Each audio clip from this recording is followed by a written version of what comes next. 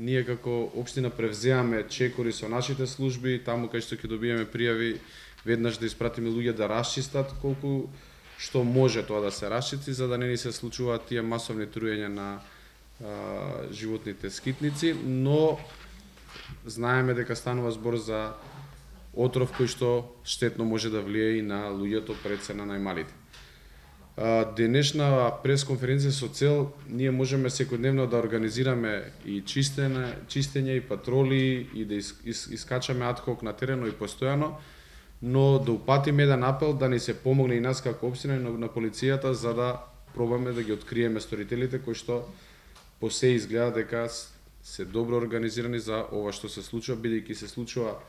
во период навечер кога луѓето најчесто се дома и не можеме и ние како институции да ги затекнеме за да тоа може да го спречиме, бидејќи само ќе се вртиме во круг и ќе постапуваме ние со нашите ингеренции, а сакаме сега да упатиме еден апел и до нас како општина и пред се до полицијата за било каков податок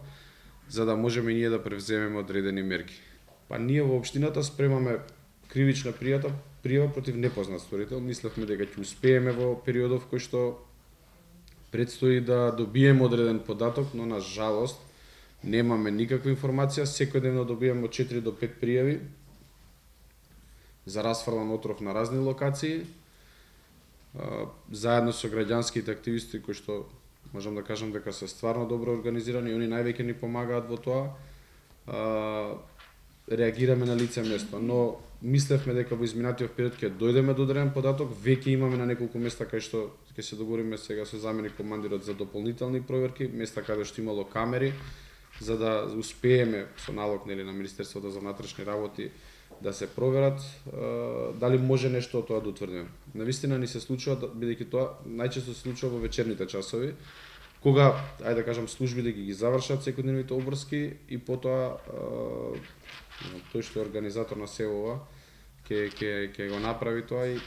ние додека стигнеме, додека изреагираме, може и да биде предоцна. Ни се случува веќе неколку такви случаи. Се надевам дека до сега тоа расчистување што гледаме сме го спречиле тој хорор да биде уште поголем.